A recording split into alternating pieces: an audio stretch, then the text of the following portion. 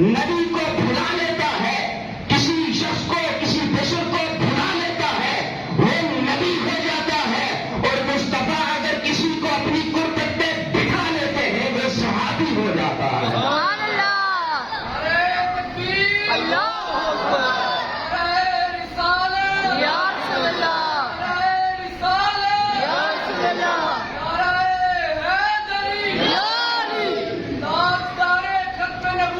زندہ باد، زندہ باد، زندہ باد، زندہ باد۔ میں نے کہا میرا نبی وہ ہے جسے اللہ رب العزت نے اپنے علم سے ہر کچھ عطا کر دیا ہے، تیرا نبی وہ ہے جسے اپنے خاندان کا پتہ نہیں ہے۔ ختم نبوت زندہ باد، زندہ باد، تاجدار ختم نبوت زندہ باد، زندہ باد، تاجدار ختم نبوت زندہ باد۔ یہ ہفتے سے ہر بندہ دونوں ہاتھوں کو اٹھا کر یہ نعرہ لگائے، اس کے ایمان کا حصہ ہے تاجدار ختم نبوت۔ زندہ باد، زندہ باد۔ قدر نبی دا ایک ہی جانن، دنیا دار کمینے، نبی دا ایک ہی جانن، دنیا دار کمینے، قدر نبی دا ایک ہی جانن، قدر نبی دا ایک ہی جانن، دنیا دار کمینے، قدر نبی دا جانن والے سوئے وچ مدینے۔ اور آج بھی ایک فتنہ سوشل میڈیا پر بڑے اس کے فالوور ہوتے ہیں، وہ بھی بڑے ہی صوفیاء کو بھی گالی دے رہا ہے، اولیاء اللہ پر بھی تہمتیں لگا رہا ہے، اور وہ وقت بھی دور نہیں ہے کہ یہ جتنے بھی اس کو پیروکار ہیں وہ بھی شامل ہو جائیں گے، وہ بھی کہیں گے اور یہ بھی اعلان کر دے گا کہ میں اللہ کا نبی ہوں، نعوذ باللہ۔ وہ وقت بھی دور نہیں ہے، اس لیے ان فتنوں سے بچ کر رہیے، اپنے ایمان کو بچائیے۔ سب سے بہترین چیز، سب سے پہلا بنیادی جو عقیدہ ہے وہ ایمان ہے۔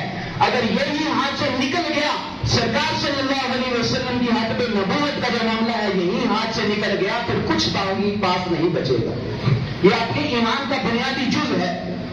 سرکار صلی اللہ علیہ وسلم کی حدیث مبارکہ، سرکار صلی اللہ علیہ وسلم فرماتے ہیں اِنَّ مَثَلِي وَمَثَلُ الْأَنْبِيَاءِ مِنْ قَبْلِي كَمَثَلِ بَيْتٍ، سرکار فرماتے ہیں میری مثال اور میرے سے پہلے جتنے بھی انبیاء گزرے ہیں ان کی مثال ایسے ہے جیسے کسی بندے نے ایک گھر بنایا ہو، اللہ اکبر، فرمایا فَأَحْسَنَهُ وَأَجْمَلَهُ، اس نے اس کو بہت حسین بنایا، بہت خوبصورت بنایا، إِلَّا مَوْضِعَ لَبِنَةٍ مِّن زَاوِيَةٍ، فرمایا ایک اینٹ کی جگہ جو ہے اس نے خالی چھوڑ دی، وَجَعَلَ النَّاسَ يَطُوفُونَ بِهِ وَيَعْجَبُونَ لَهُ، لوگ اس کا طواف کرنے لگے، دیکھنے لگے، اس کی زیارت کرنے لگے، کتنا خوبصورت گھر ہے، لیکن جب وہ دیکھا وہ اینٹ کی جگہ خالی ہے، اس میں تعجب کرنے لگے کہ یہ اینٹ کی جگہ خالی کیوں ہے؟ تو سرکار صلی اللہ علیہ وسلم نے فرمایا قَالَ فَأَنَا اللَّبِنَةُ وَأَنَا خَاتَمُ النَّبِيِّينَ، فرمایا جس طرح وہ مکان کے اندر صرف ایک اینٹ کی جگہ خالی تھی، اس کو لگا دیا جائے تو وہ مکان مکمل ہو جاتا ہے، اسی طرح حضرت آدم علیہ السلام سے لے کر آج تک انبیاء کا سلسلہ چلتا رہا، محمد صلی اللہ علیہ وسلم کو پیدا فرما کر رب نے اس سلسلے کو ختم فرما دیا۔ زندہ باد، زندہ باد، تاجدار ختم نبوت۔ زندہ باد، زندہ باد۔ اب نبوت کا معاملہ یہ ہے کہ جس کو اللہ پاس بلا لیتا تھا، حضرت آدم سے یہ سلسلہ چلا آ رہا تھا، ایک دور میں کتنے نبی آتے رہے اور کوئی اس میں سے رسول تھا، کوئی نبی تھا، یہ سلسلہ چلا آتا رہا۔ یعنی ایک لطیف جملہ اور محبت والا جملہ آپ کے سامنے پیش کرنا جا رہا ہوں کہ اللہ اس سے پہلے نبیوں کو بلاتا رہا اور اسے نبی کے درجے پر فارغ کرتا رہا، جب محمد صلی اللہ علیہ وسلم کو اپنے پاس بلا لیا، فرمایا یا رسول اللہ اب اس کے بعد کسی کو اپنے پاس بلانے کا دل نہیں کر رہا۔ سرکار سے محبت اتنی تھی، کثر نبوت کی جو اینٹ تھی، سرکار فرماتے ہیں وہ اینٹ جس طرح ایک دیوار میں خالی ہو اور لگا دی جائے وہ دیوار مکمل ہو جاتی ہے، اسی طرح کثر نبوت کی وہ میں اینٹ ہوں، جب وہاں میں لگ گیا اس کے بعد اب انبیاء کا سلسلہ ختم ہوگا، اب اس کے بعد کوئی نبی نہیں آئے گا۔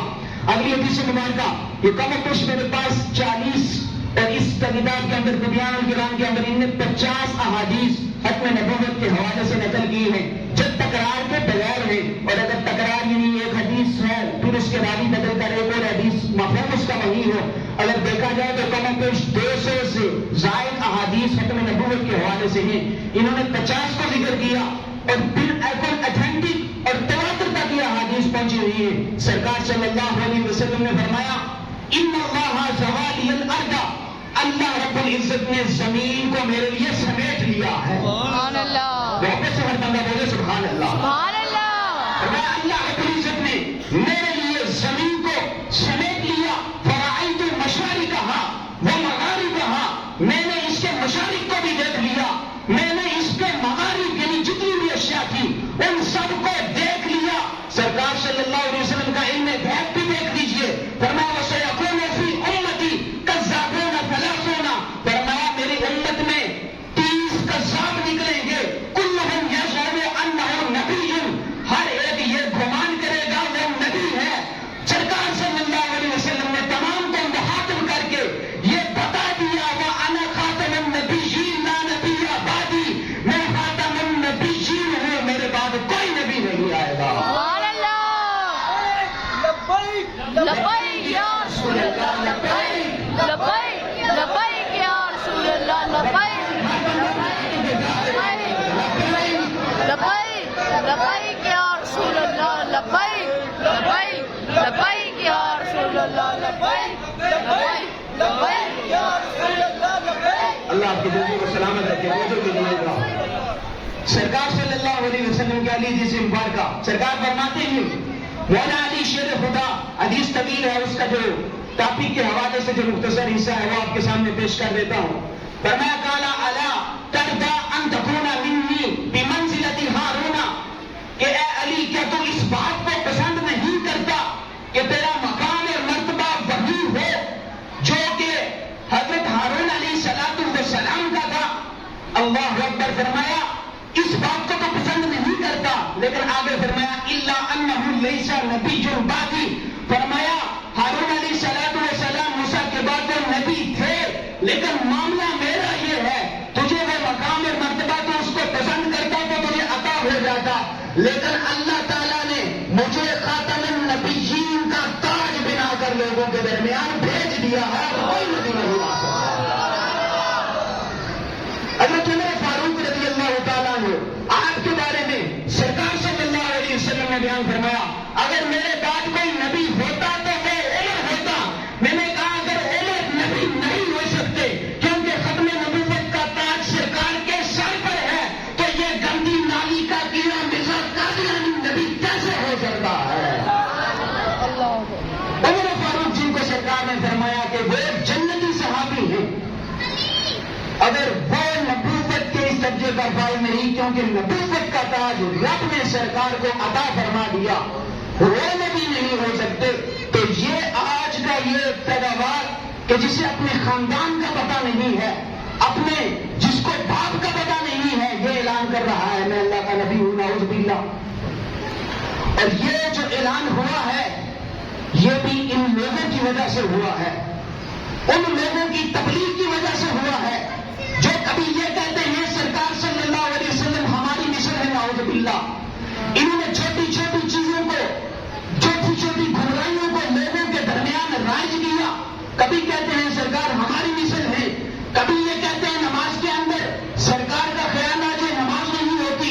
ان کی ان گستاخیوں کی وجہ سے اس طرح کے فتنے پیدا ہوتے ہیں اور یہ فتنے پھر لوگوں کو گمراہ کر کے اپنی عاقبت کو بھی، دنیا کو بھی برباد کرتے ہیں، عاقبت کو بھی برباد کرتے ہیں، اور جتنے بھی ان کو پیروکار ہوتے ہیں ان کی دنیا کو بھی برباد کرتے ہیں اور اپنی عاقبت کو بھی برباد کرتے ہیں. گستاخ نبی کی ایک سزا، گستاخ نبی کی ایک سزا،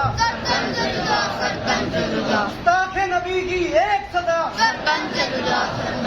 آپ دیکھ لیجیے یہ جو ملک پاکستان یہ کس نام پہ بنا تھا؟ پاکستان کا مطلب کیا تھا؟ پاکستان کا مطلب کیا؟ ہر بندے کو اس کا مطلب پتا ہے، محبت سے بولے. پاکستان کا مطلب کیا؟ دستور ریاست کیا ہوگا؟ محمد الرسول اللہ. دستور ریاست کیا ہوگا؟ پاکستان بنا تھا سرکار صلی اللہ علیہ وسلم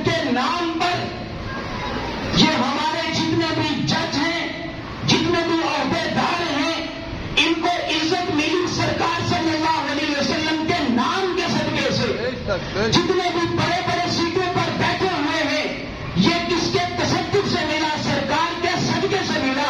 और आज ये इतने उस अंग्रेज के उनकी बातों में आकर, दुनिया के माले ज़र्क में आकर उनको राजी करने के लिए सरकार सल्लल्लाहु अलैहि वसल्लम की नामूस को भूल गए। अल्लाह अकबर। बाबा जी की ये बात बड़ी याद आती है, जो कहते थे कि दिल पे हाथ रख, सच से दस है मुसलमान का मतलब क्या? जे इसके नबी नी सीने विच वत राज ईमान का मतलब क्या? और हिंदुस्तानी ठीक आसे इतने नुकसान का मतलब क्या?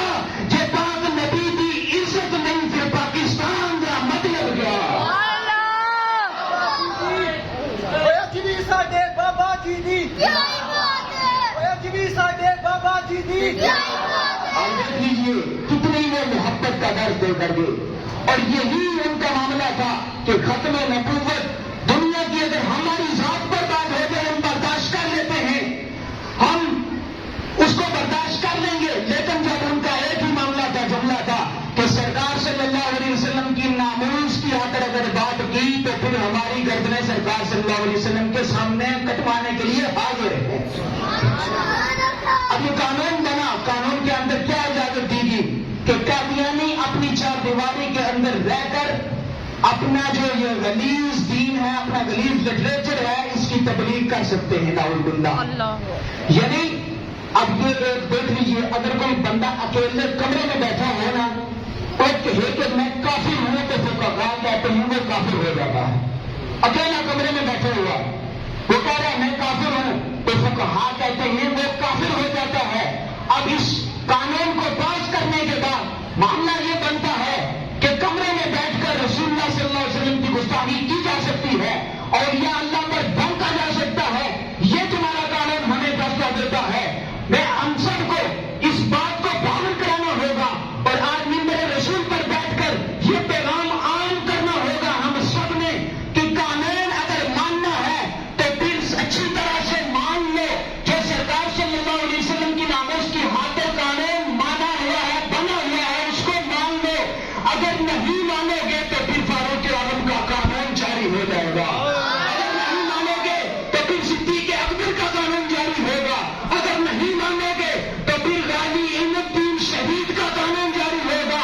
अगर नहीं मानोगे तो फिर मुमताज कादरी का कानून जारी होगा। अल जहाद, अल जहाद, अल जहाद, अल जहाद, अल जहाद। कानून में तहरीफ करना ये सरासर तौहीन है और इसकी सजा आर्टिकल 6 है और वो भी कानून के अंदर मौजूद है। अगर कोई कानून की तहरीफ करता है उसकी सजा आर्टिकल 6 है। और आर्टिकल 6 क्या है कि अगर कोई कानून की तहरीफ करे उसकी जो सजा है वो सजाए मौत है। और ये नामूस रिसालत का मसला हमने आम समझ लिया है। जिसका दिल करता है वो बकवास करना शुरू कर देता है, जिसका दिल करता है वो नबी करीम सल्लल्लाहु अलैहि वसल्लम की ज़ात मुक़द्दसा पर बात करना शुरू कर देता है। आज बंद कमरे में बैठकर आज अगर मैं आप सब अहबाब से पूछता हूं, कोई यहां पर हर पार्टी का बंदा मौजूद होता है, कोई नून लीग का है तो नवाज शरीफ के बारे में अगर कोई बात कर रहा हो तो उसे रोक लेते हैं, भाई उसके बारे में बात नहीं करनी, हमारा लीडर है। अगर कोई इमरान खान उसको चाहने वाला है तो उसके बारे में बात की हो, कर रही हो तो हम उसको रोक लेते हैं, भाई उसके बारे में बात नहीं करनी, वो हमारा लीडर है। अगर फौज के बारे में बात कर रहा हो कोई बंदा तो फिर अगर कोई फौज का जाने वाला है उसे रोक लेता है, भाई उसके बारे में बात नहीं करनी है। लेकिन नबी करीम सल्लल्लाहु अलैहि वसल्लम की ज़ात मुबारका और आपकी खत्म नबूवत को इतना लावारिस समझ लिया है कि जिसका दिल चाहता है वो मुंह बोलता है और बकवास करता है। इनकी मिसाल कुत्ते से मुताबिर करना कुत्ते की तौहीन है। इनके जितने भी कानून हैं हम सब इनके कानून को जूते की नोक पर रखते हैं। तो फिर खत्म नबूवत का कानून चलेगा, कानून चलेगा तो फिर इस्लाम का कानून चलेगा। अगर तुमने हमारे कानून तुम कहते हो कि ये कानून की मुखालफत करते हैं, हम क्यों करते हैं? क्योंकि तुमने सरकार की नामूस पर हमला किया है। और ये कानून क्या है? अगर इसके लिए हमें अपनी जानें पेश करना चाहे तो हम अपनी जानों को भी पेश कर देंगे, अपनी औलाद को کو پیش کرنا ہو اپنی اولاد پیش کر دیں گے اور اپنا سب کچھ قربان کرنا ہو نبی کی ناموس کی خاطر سب کچھ قربان کر دیں گے. لبیک یا رسول اللہ لبیک لبیک لبیک یا رسول اللہ لبیک لبیک لبیک یا رسول اللہ. باقی باتیں اپنی جگہ ہیں لیکن یہ ہم سب کے ایمان کا تقاضا ہے.